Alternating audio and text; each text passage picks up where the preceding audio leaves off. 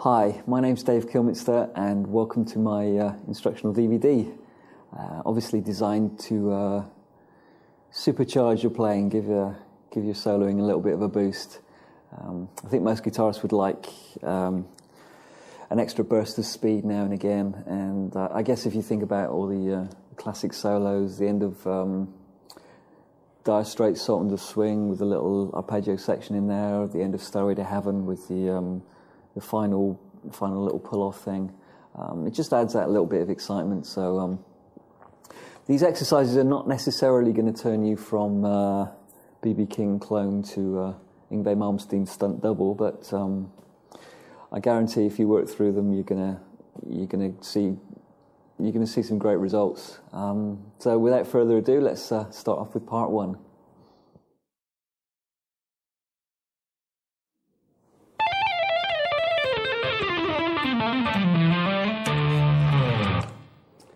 Okay, welcome to section one. Today we're going to be focusing on the left hand, the fretting hand only. Okay, what we're going to try and do is develop a certain amount of strength and control in the left hand. You may have seen the Jason Becker DVD where I believe he's on stage in Japan and he's doing this kind of crazy legato stuff with one hand, and he's got the yo-yo happening with the other, which is absolutely ridiculous. But obviously that's the kind of control that we're going to be aiming for anyway. So what we're going to do is concentrate on the left hand only. The great thing about this exercise as well is it will help to build up the calluses on the tips of the fingers as well.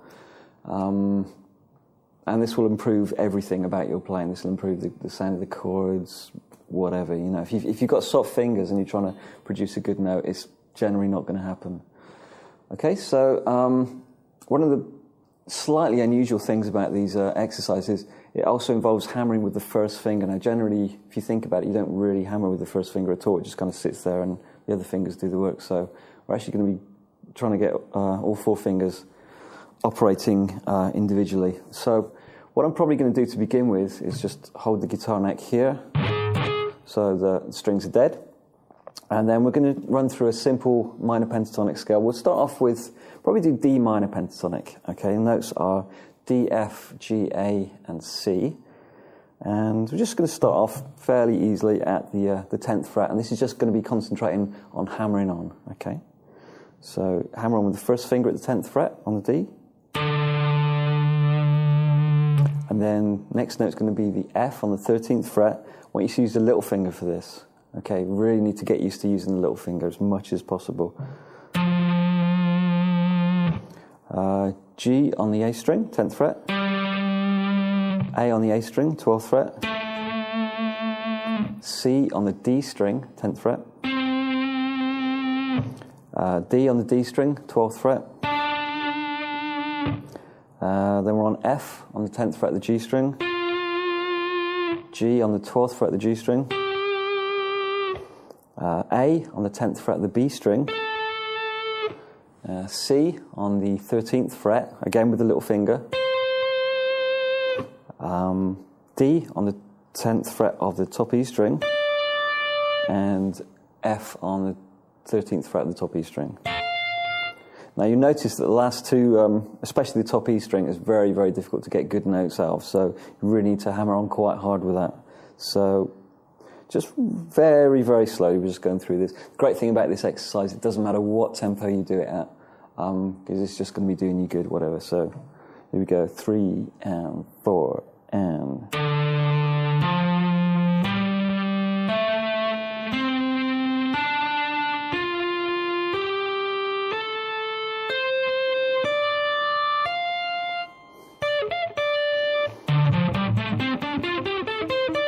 You can either do it separately like that or make it sound a bit more legato like that. So that's just working on the hammer-ons.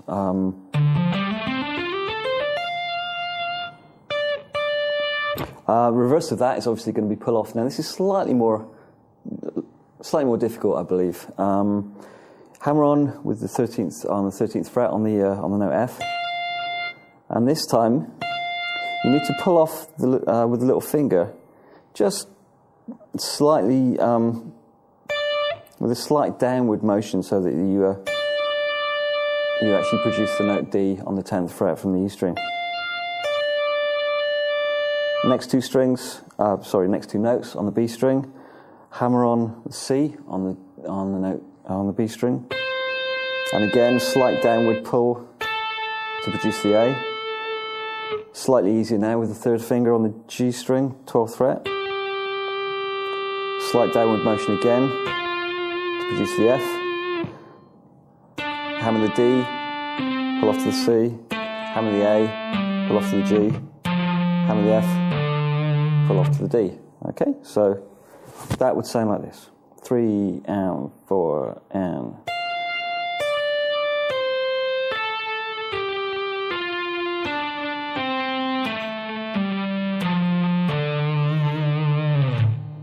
Okay, if we combine the two things together.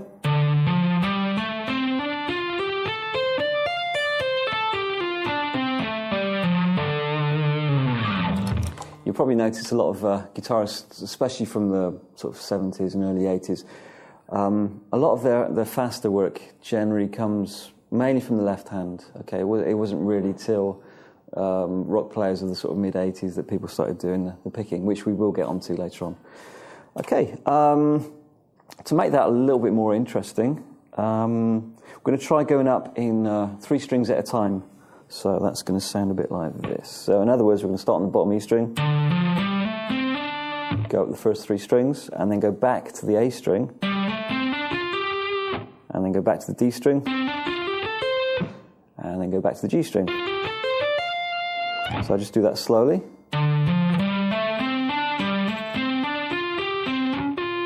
Whoops. And same thing in reverse.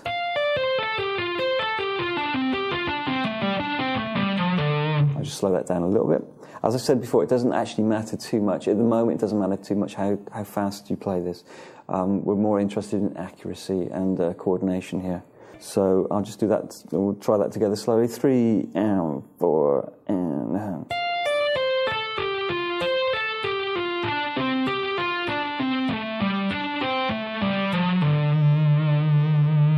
And one more time going up as well. 3 and 4 and.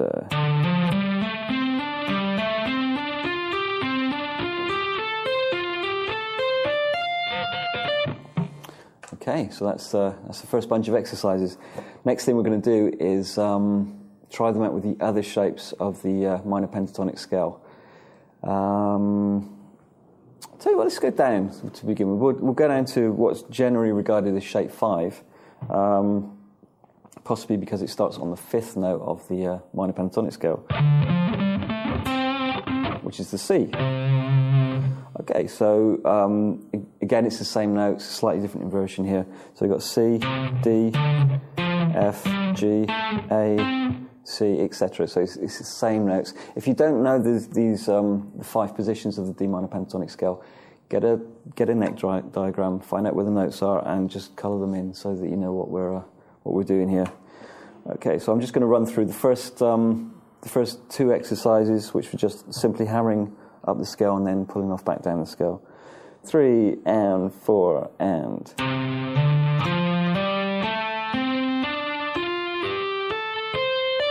And then pull off.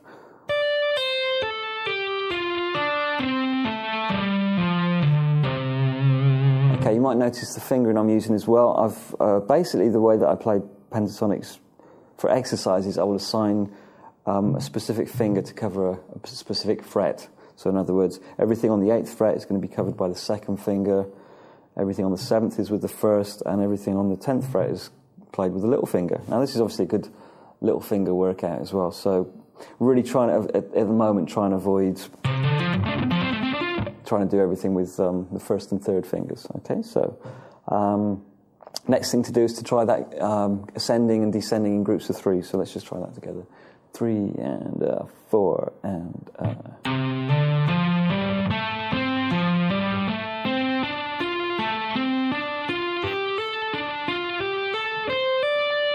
And then pull off 3 and 4 and.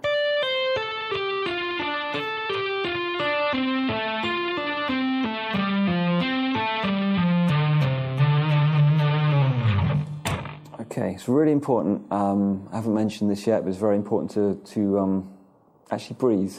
Well, obviously it's important to breathe, but to breathe as normally as you can when doing these exercises. A lot of guitarists have this problem where they will actually hold their breath when they're doing exercise. And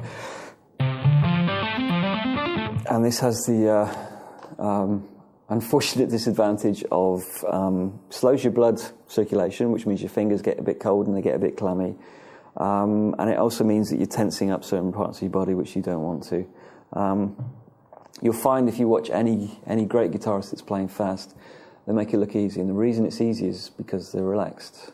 If you tense your fingers and try and move them really quickly, they don't really want to go. It's only when they're relaxed that they kind of move well. So try and bear that in mind as we go through this. I've covered some of this stuff in my other instructional DVD called Killer Guitar, which you might want to check out as well as this. Okay, moving swiftly on. Let's try D minor pentatonic shape number 4. Again, probably referred to as shape number 4 because it starts on the 4th note of the minor pentatonic, which you'll see is D, F, A, G. It's on an A, okay? So there's the A, there's the C, D, F, G, A. I'll reiterate about this right hand. The right hand is actually not doing anything other than just keeping all the strings quiet. I have also got, sometimes people ask me why I've got a little girly hairband there, and it's for that very reason. So it also acts like a little mute there. So maybe I'll use this for the next bunch of exercises. So again, we just do exactly the same thing again.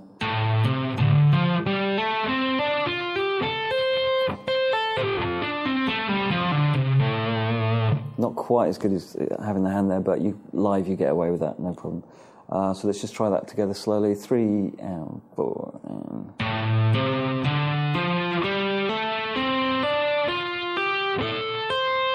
Three and 4 and...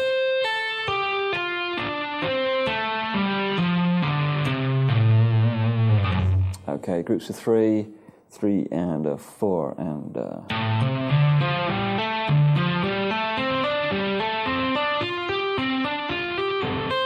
And then reverse 3 and 4 and...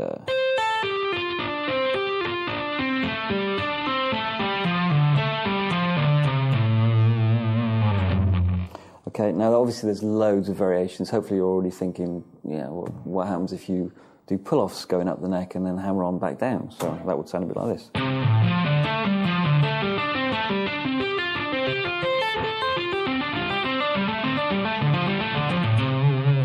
Okay, loads of different variations. I just want to make sure that we go through every possible position of the D minor pentatonic, though.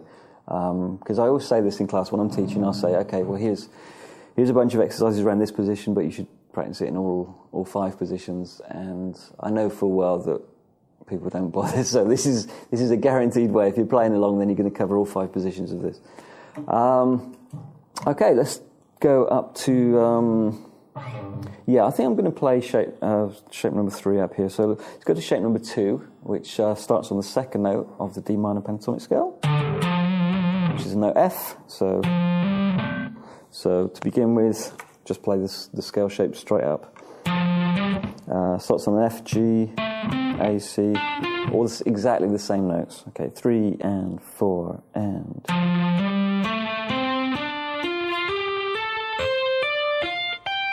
And backwards.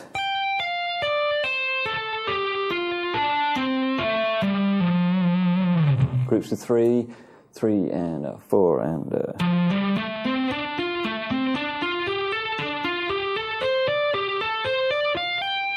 And backwards, 3 and 4 and...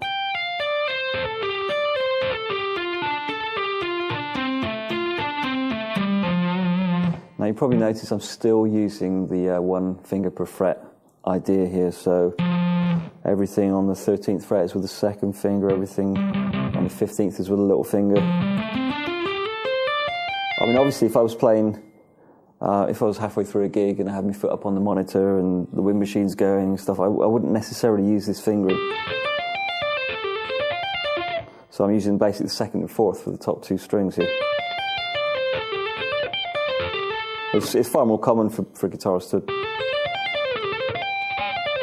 to play it like that, but that's not going to help you strengthen up the little finger, which you're going to need for later on. Okay, so final position, shape number 3, starts on the 3rd note of the D minor pentatonic scale, which is it's the note G, and so again we just do the same exercises, straight up, straight down, 3 and 4 and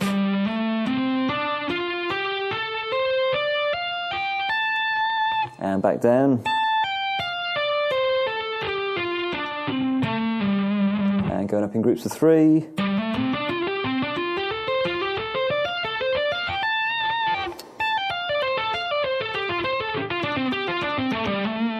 now you might notice I cheated slightly on the fingering of the last one. I've left shape 3 till last because of this this little shape here that shifts up a semitone. You've got the notes A and C on the 14th and 17th frets of the G string, and the D and F, which is on the 15th and 18th, so it's a semitone higher. For that kind of shape, I would generally use the 1st and 3rd, and then 1st and 4th. So if you see that the 3rd finger and little finger are basically staying in pretty much the same position, the 1st finger just simply jumping between the 14th and 15th frets.